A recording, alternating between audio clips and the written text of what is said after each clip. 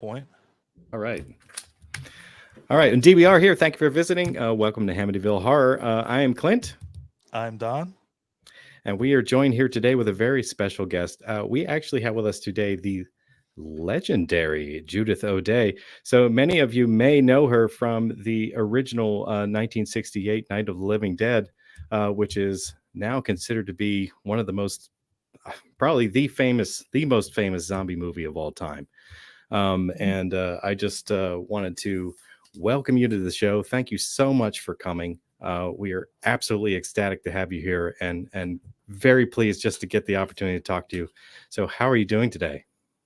Oh, I'm doing wonderfully well, even though the temperature is over 100 degrees here, but we're doing fine. That's Flagstaff, right? No, actually, it's in the lower desert. It's just outside of Tucson in a place called Green Valley. Gotcha. Oh, okay. Is 100 there any greenery there? Surprisingly, a lot. We are in the monsoon season.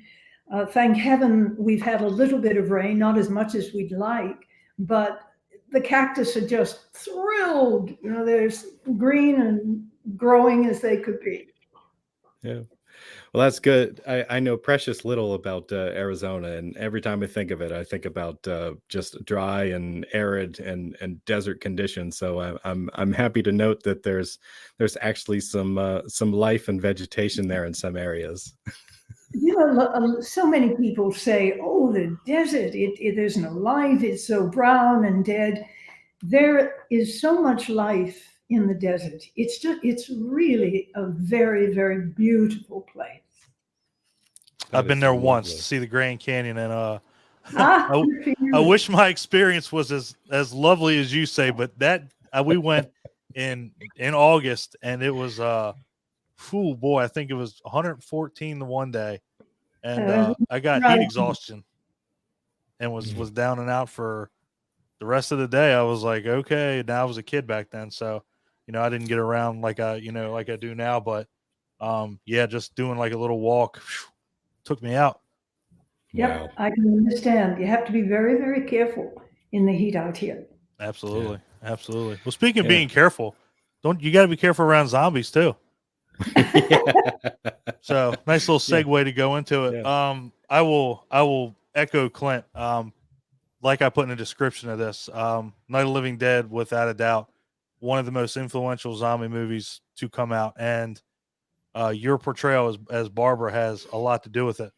You and Dwayne, your chemistry was just perfect. It was just amazing, and and explain, up to this point, had you done a lot of acting? Had you been, in plays and everything when you were in school and everything? Did that lead up to this, or what really caused you to be like, I want to be in this? I wanted to be on the stage since I was about that high. In single digits, I would sit on my great-grandmother's porch rocking and singing. That's how I got my start in Pittsburgh at the Pittsburgh Playhouse in musical theater. I auditioned when I was 15, just going into high school then, was accepted into the chorus of Leave It to Jane. That began at 4 years of high school of continuous work in theater, on stage, in musicals and reviews. From there, I expanded out into television, radio, television, commercial work. Then went out to Hollywood. I wanted to make it big in film. I thought, well, I better leave Pittsburgh to do that. Went out to Hollywood and got a call about almost a year later from Carl Hardman. This was in 1967. Carl called. He and I had worked together. Carl played Harry Cooper in the movie, as you'll recall. He and I had worked together doing commercials. He said, we're going to make a film, George Romero, Russ Striner, Jack Russo, myself. Would you like to come back and audition? I jumped on a plane, went back to Pittsburgh, auditioned, and fortunately, the rest is history. Literally history. That is amazing. You left home to pursue acting, got your greatest and most memorable opportunity back home. That's a lovely story. I love that. It's great. And what's funny too is that, nowadays talking to the people in the indie scene, Pittsburgh's kind of, become a hot zone with a lot of these indie directors. They've, they kind of film in West Virginia and Pennsylvania. And it's kind of funny that you say, you had to go back home, because now you probably would have never even had to leave. That's true. In fact, back then, actually, Night of the Living Dead was one of the first films to be made outside of Hollywood that over a period of years built up a reputation that, as you well know, it got bigger than we ever dreamed. But Pittsburgh is a wonderful place to make film. There are many, many big studio films that are made there. Well, one, Silence of the Lambs, was made outside or in Pittsburgh and outside of it. But it has so many wonderful, what do I want to say, sites, from Mount Washington to the Golden Triangle down in where the Monongahela and the Allegheny meet to make the Ohio. It's a beautiful city. Clint is close. Well, he's not really close, but he's in PA. I'm in Virginia. I'm in South Central Pennsylvania, so I'm more in the Gettysburg area. But been to Pittsburgh. Even went to the Monroeville Mall. So I mean, I did make a trek over there once. But the fact that it's a destination, I think, is just wholly in part, to George Romero and this movie. The beginnings were all right there. I mean, and I did want to put a finer point on it. It's like I really feel that our idea of in this country, now it may have happened beforehand, with some Italian films, but the idea in this country of zombies changed, basically with movies like this. Because before that, it was all kind of like, your master and slave, your servitude type zombie, character from like, Haitian, voodoo culture and things like that, and then suddenly it changed to like an undead type character, and I find it really interesting that for me, it all started right there, with this film and then others to follow. And my point in saying that is that it really has had longevity. It has long legs. It has lasted into today. We're still making movies like that. Our idea of zombie here in America is still very similar to that was done in this film. In fact, we know a couple of guys, let's see, Kenny Scott Guffey and Jake C. Young. They're making a movie that's more or less a sequel to this film. In the sense that those events, are considered to be the starting point, and their story is basically 50 years later. And they are enough time has passed that there's actually questions as to whether or not the events actually occurred. So they take a couple of podcasters, send them to ground zero where supposedly this event had taken place, and they're trying to drudge up information as to whether it was true or if it was a hoax. So there's still movies based on this idea, and it's just amazing that you got to be a part of it, when it first happened. So my real question regarding the film was how did you envision the character of Barbra, and what was your approach to how you wanted to play her? Interestingly, I never got to read a complete script. So I really didn't know where the film was going to go. They meaning George and Jack Russo, were actually writing as we went along. We might have had the opening to the movie, but George and Jack really drafted it as we were filming. So I didn't have the luxury of saying, oh, this is my character now. Where are the highs, the lows? What do I want to do? She really was born as we were filming. And she was as much a discovery to me then.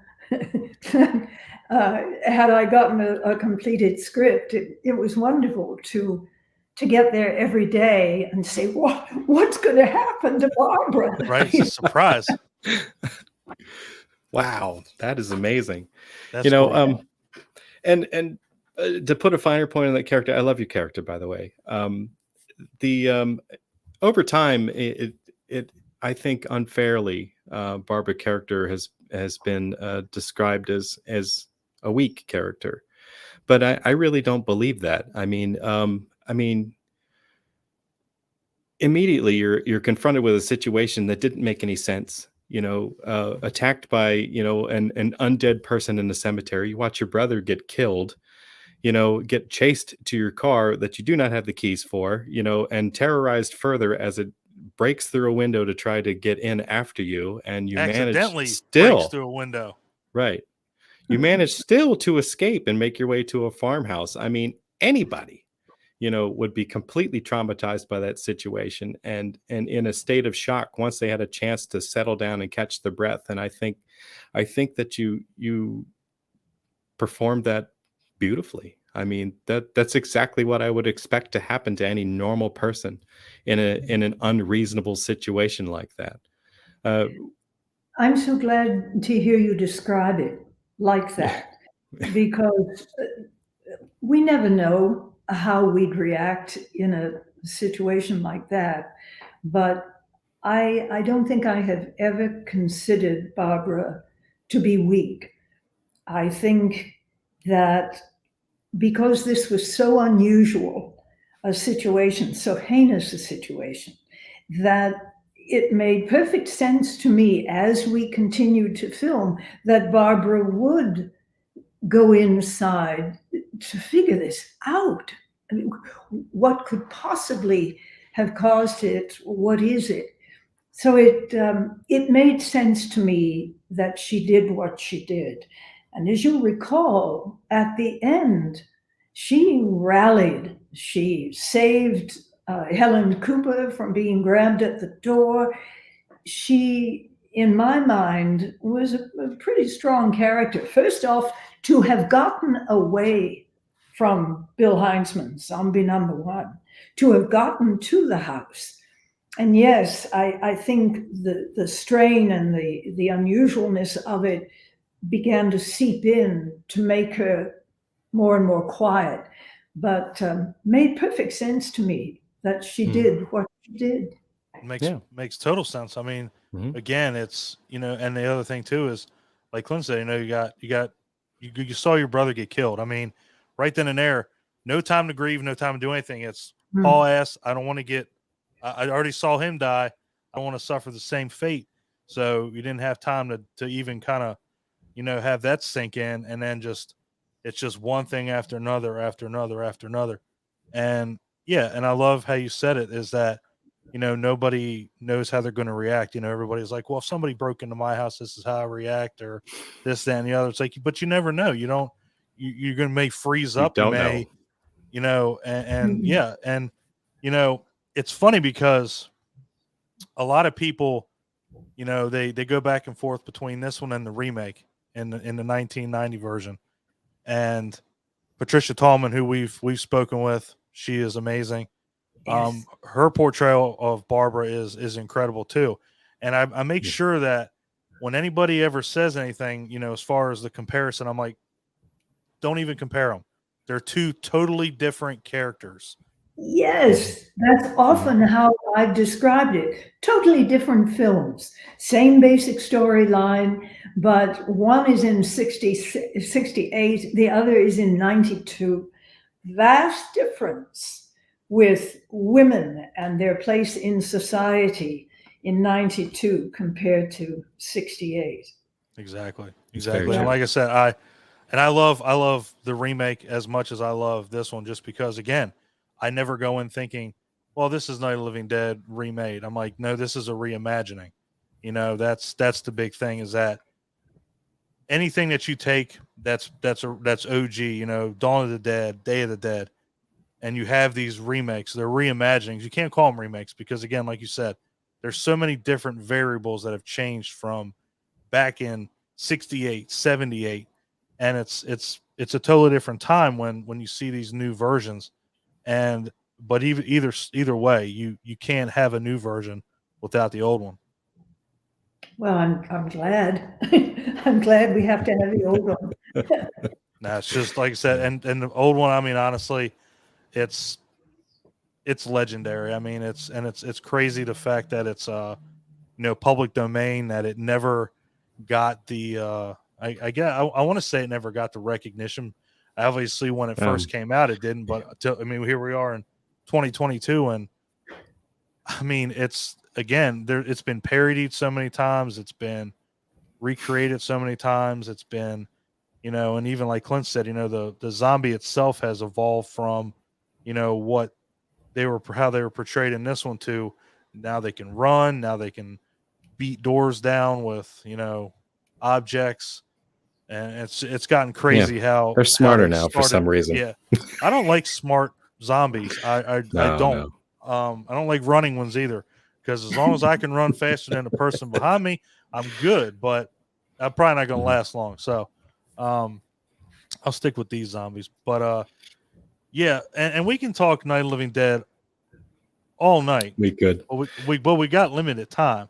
Yeah. So I did want to ask one more silly question. This one is silly. It refers to your character's hairstyle.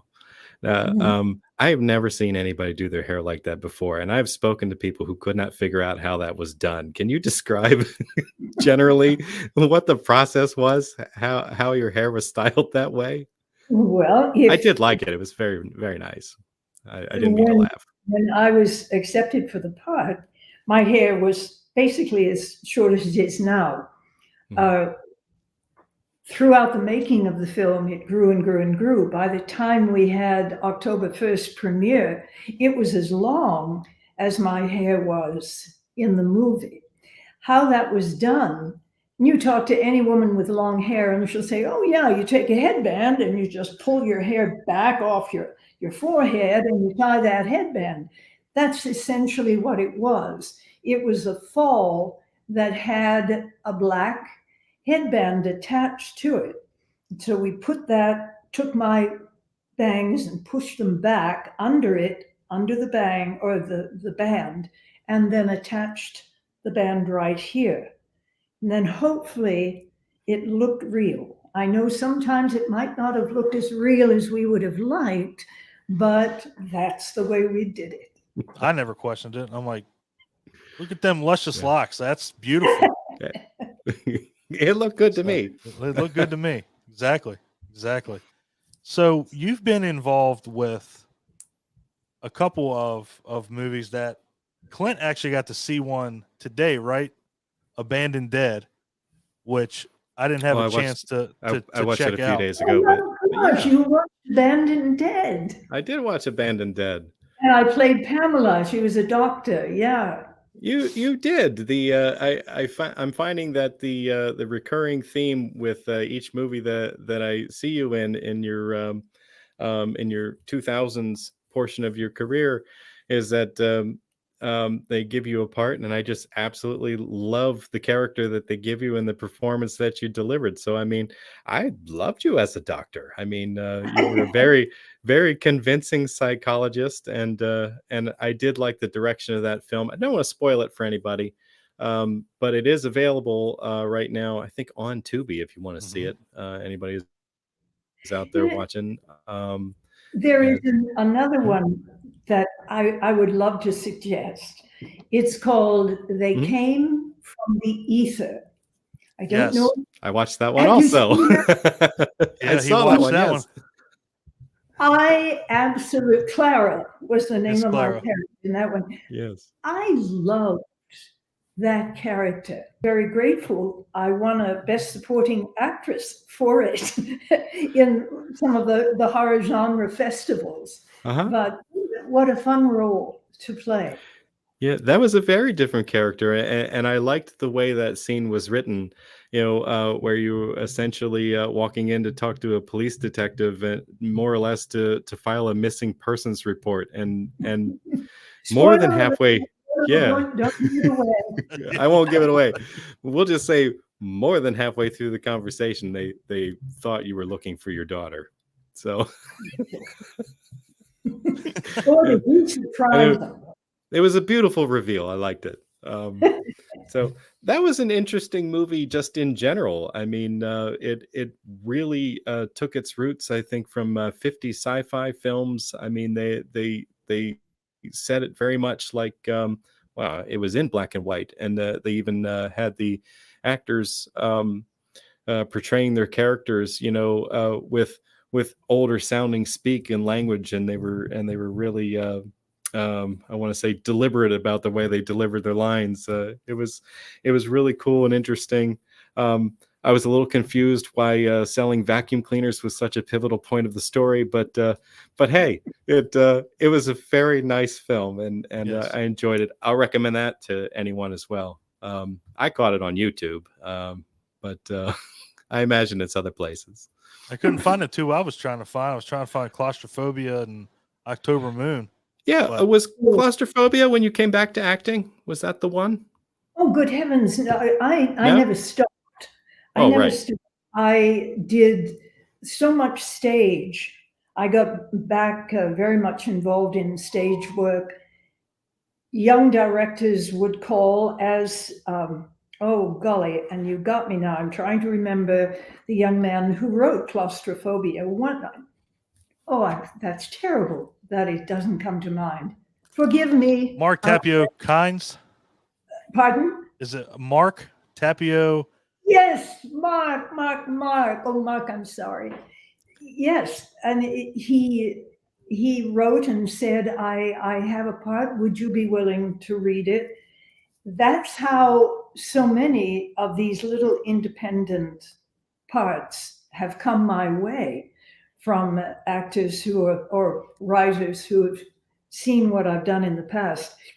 But I always continued performing, but more on the stage until late 90s, when more and more film fellows were getting in touch. So you're right about that, yeah. Well, I did it.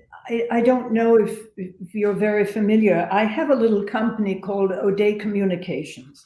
I was going to mention that. That's why I had the impression that you had left acting, because you were raising a family, and you had gone to work to help people with their presentation abilities. But please continue. I'm sorry, I didn't mean to cut you off. Oh, no, not at all. Acting has been an integral part of everything I've ever done. It's always been easier for me to play somebody else than it is to really be me. And it's taken me, going on 78 years to have a little bit of a handle on who I am. Sometimes it's hard to know. But that aside, I got back into musicals after doing night.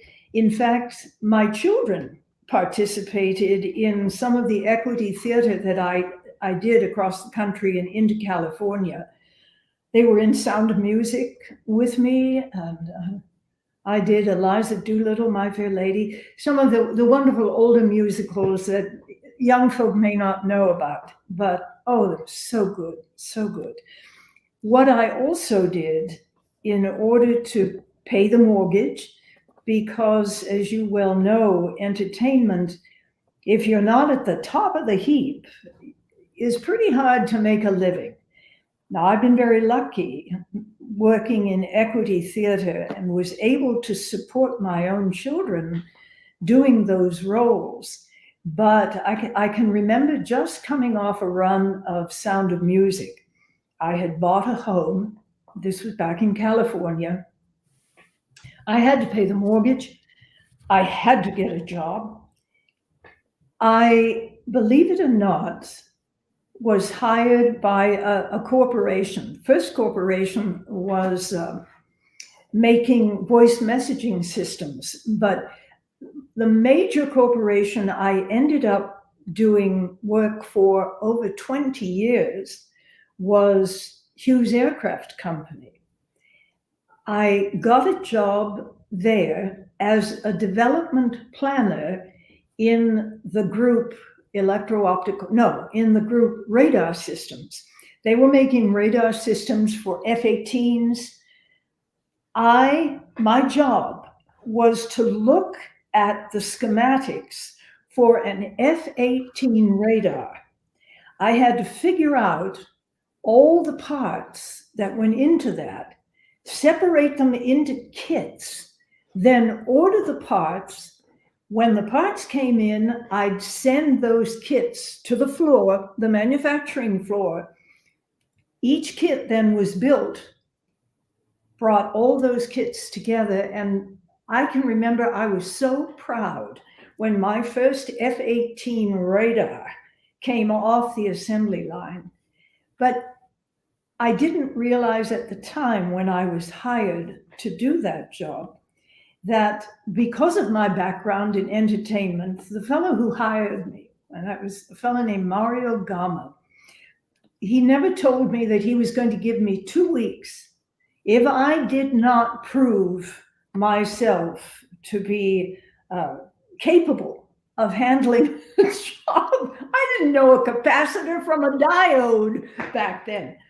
I'd be out on my ear. Well, fortunately, I love doing whatever I do. I just immerse myself in it and learn it. I loved doing what I did. I was with Radar Systems for a year before one of the other Hughes systems got word of that I was there. This was another group called Electro-Optical Data Systems. That group needed an oral presentation person. They wanted to add somebody like that into their publications because they did so many proposal presentations to the government to sell all their wonderful things.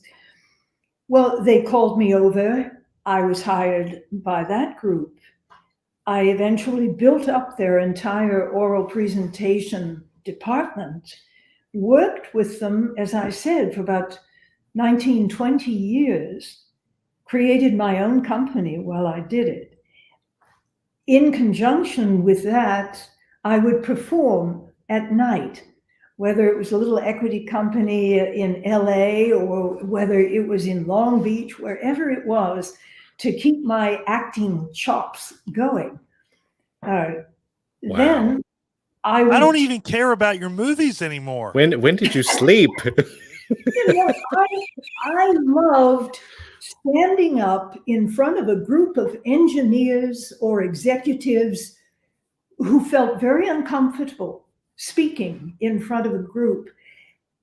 I wanted so to instill in them how exciting it is to communicate. Now, I'm looking into the camera now, and I'm looking into your eyes or your faces. To connect with people, face to face, body to body, is nothing, it's wonderful. It may be scary as hell, but it's wonderful. And to do it well is a skill that you can treasure all your life. Well, as I taught these executives, these engineers, interestingly, they would find out at the beginning, somebody would spill the beans and say, hey, do you know she played Barbra in Night of the Living Dead? They'd say, holy shit, my gosh, she did that? Then we'd talk about it at the very beginning of my 6-week course with them. It made a change in their attitude toward me, knowing that I had been in that film and how as the decades went by, how it grew in popularity. So many of those engineers, I know that movie. Jeez, I loved it. It made a second career for me that I treasure to this very day. That is Long story short. Sorry, no. And one of our guys, is it just me or is Judith one of the most amazing people ever? Yeah, I'd say so. Like I said, we got on here want to talk about movies, and I don't even care about that anymore. I'm more worried about the radars and everything like that. That's wow. That is a side I would have never guessed. That's amazing. It was wonderful. And if people think, oh, you got out of acting. No way, Jose, because acting was the foundation of everything I did in my careers. Yeah. Well, that was a great transition. I mean, yes. I mean, you took a skill that you already had and developed a new skill from it. I mean, that's amazing. You got to teach people how to be confident giving presentations. That's wonderful. Yeah. We could have used her help when we started this podcast. Yeah, absolutely. It's a great way to apply that skill. Yeah, no doubt. No doubt. What's so exciting too, that as the decades have gone by, and as the way films are made has radically changed and become so digitized, more and more young people who have dreams of being in the biz can do their own films. They don't have to be at Universal or Warner Brothers or Paramount to make a film nowadays. That was fortunate for me in that young people would call or they'd email and say, would you read this script? And we're going to make it. That's how I, in conjunction with the teaching, was able to do other films along the way, like Claustrophobia, and they came from the ether. Yeah, I'm interested in the ones that are rumored to be coming out. Oh yes. Hey, if you're thinking about the one I'm thinking of, I don't know if that'll ever come out. And if Matt Cloud is listening to this, Matt, get with the. I love the name of it. I mean, that's what Jim Crut said. Yeah, that is what Jim Crut said. I don't know much about that film, if it's the one you're thinking about. It's called Night of the Living Dead Genesis. Matt sent me the script for that. I read it and I thought, oh, do I love the twist in the storyline. Very unusual. It was Night of the Living Dead through the eyes of Barbra, who at that time was in an insane asylum and had been for all those years until the newspaper got wind that she was there. So they wanted the story. They wanted to find out what happened to Barbra. And I really, it was such a kick to do.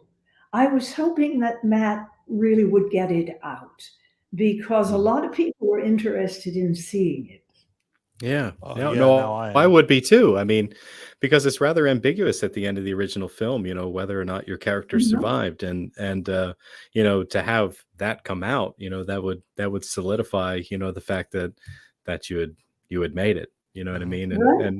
And that in itself would have been satisfying, not to mention, an additional story, with you relaying your experiences. I love it. I want to see it now. Damn it. Sounds great. Yeah, put it out. Come on now, guys. Hey, now, we have another one that should be out.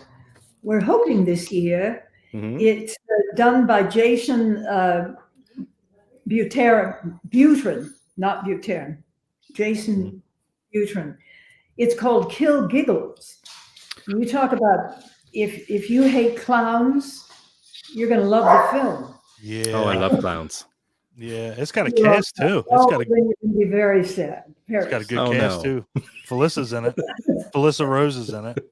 Yes, and we're hoping that it was picked up. I hope I'm not spilling the beans here, Jason, but it was picked up by Lionsgate.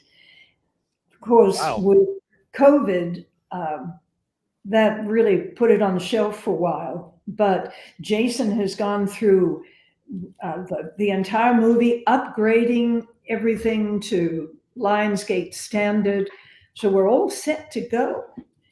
Whether it's going to be an internet release or whether we'll ever see theatrical, I'm not sure yet. But again, the old girl is still kicking. Mm-hmm. There's one more that I'm thinking of, which Mr. Tom Savini has his hands in it, called Nightmare City. That's I know it's a big rumor. I know because the cast is right. You know, kind of Noah Hathaway and Ray Wise and Darcy the Mail Girl, Diana Prince are kind of, you know, they're rumored to be in it. I know it's early yet, but I know that there was talks of that with a convention that we went to. I overheard something that somebody was talking about, and then I saw it on IMDb. I'm like, I'm just going to ask about that. Well, if anybody can get it out on the little screen or the big screen, it will be Tom Savini. Oh, that's without a shadow of a doubt. Much more than what you've already told me, but it's exciting. I hope it does come out this year. Absolutely. I do too.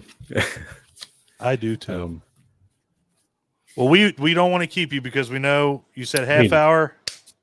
You did 36 minutes. Make sure we don't make you late, but we can keep going if you want, but I don't want, like I said, you got an engagement. Well, I'll tell you what, I have on my, how about 10 more minutes? Fair enough. All right. You have, if I'm wasting your time, let's wrap up. Wasting our time? Wasting oh our my time. Goodness, no. Wow. Insanity. No. I'll just go with the Augusta Gein. I'll go with that, Hole in the Wall, and then apparently there's a completed sequel, Ed Gein DDS. Oh my golly. Oh yes, Ed Gein. I remember that one. I played the mother. What a wig I had on doing that role. It was the scariest part of the role for me, I think. Was the hair. Yeah. Wow. All right. Well, if you could be in a story about Ed Gein and hair be the scariest thing. All right. All right. Yeah, again, you I think it comes down to, even with like Night of the Living Dead, you know, I don't think there's, what did somebody say last night? I did the director's den last night, and they said there is no such thing as a small part, but small actors. And you know, just to know that you're involved with a lot of these projects, regardless of how much screen time you have. I just think it's amazing that you can bring to the table what you do with the screen time that you have. Thank you. That's very nice. No, I mean, again, I don't think Night of the Living Dead would have been anywhere near as successful if it didn't come out exactly how it came out. I think if anything would have been different, I could have been something minuscule, and it could have been, you know, the most just trivial thing that changed, but it could have made or break that movie. And it's ridiculous. Again, we're in 2022, and you know, I still find myself putting that movie on. You know, it's actually just got announced for a 4K restoration that's coming out, I think, close to Halloween. So of course I'm buying that, but it just keeps coming. You mentioned much earlier in our interview here that it was in public domain for so many years. It wasn't until 2000, shortly before George died, about 2016, when, and this is name dropping a little bit, but Martin Scorsese and the George Lucas Foundation, in conjunction with the Museum of Modern Art in New York, said, if you give us your 35 millimeter original print, we will restore it to pristine condition. They did that. That came out. It was so clear and so good compared to the other copies over the years that had been made, that the federal government gave us our own copyright for that restored version. Now, anybody who wants to, let's say, put a cut of the film in their film, if they use that version, they must pay a royalty for it. For the first time in over 50 years, Night of the Living Dead is bringing in money for the people who invested in the film. Can you believe it? It's just amazing. Wonderful. It's ridiculous. With the production company was called Image 10. There were 10 of us who put in money to do it at the very beginning of the film. They now are finally reaping a bit of reward. That's a beautiful awesome. thing. I never knew that before. Thank you. And we also have control over our images. We never had control over that for decades. But God bless Jim Cirinella and George, Gary Striner, Russ Striner, who have really stuck with trying to take care of the legacy of the film. In doing that, we now have the rights to our own images. If someone were to make, if someone were to make a t-shirt like that, without permission, with my image on it or Bill's, they could be taken to court.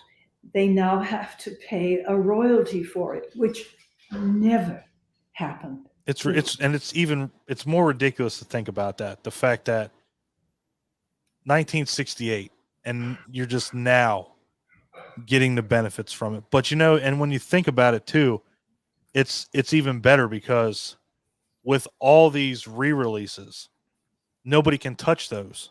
No, it's like you said, if you put it in a movie, if you play it, if you do anything, you got to pay. And but those are the versions you see the most. So it's like, keep checking your mail. You're going to have a check. Keep checking that bank account because you're going to have money put in, because that's the cool thing about, especially that, like you just said, having a copyright for the restored versions. That's really the only version that's out there now. But one thing you mentioned, the benefit of it. Yes, there's a more financial benefit than we ever had before. But from the beginning, as the film grew in popularity, one of the most wonderful benefits that I have received, and I imagine I could speak for just about everybody who was involved in the film, is how our fans, the horror fans, have embraced our film for so long, and how many conventions I have gone to and met these people who've said to me, "You changed my life. You got me involved loving horror, and I'm making films now, or I'm writing stories." That, to me, in all honesty, is one of the biggest benefits I have reaped being a part of this film. Money's just a bonus. Yeah, honestly. Yeah, you're absolutely right. Sure, it's great, but it's just a bonus. Exactly. Well, I'm gonna leave you with this before Clint hops in. You definitely changed my wife's life, that's for sure. Because now she'll be in another room and all of a sudden I'll hear Barbra, and I answer to it because of the movie. She said, anytime she messes with me, she'll go, "I'm coming to get you, Barbra." But now she's taking it one step further. Now she just says Barbra, and I automatically answer to it. And I had to bring that up because it's hilarious, because she'll be anywhere in the house and I'll just hear Barbra. And I'm like, "What?" She's like, "I love how you answer to that." Like she always says it. She's like, "I love how you answer that." And that's exactly where it came from. Oh, you tell her I'm so grateful. It's hilarious. But Clint, I'll let you take over. I'll let you ask anything you got left. And yeah. Well, you did mention conventions, and that you really appreciate the fan base that you meet when you're there. Do you still attend conventions? Oh, I do. In fact, I should be crossing the pond, going to England in November for Weekend of the Dead in Manchester. Yes. I within weeks, got back from a convention called Haunters Against Hate. It was put on in Lexington, Kentucky.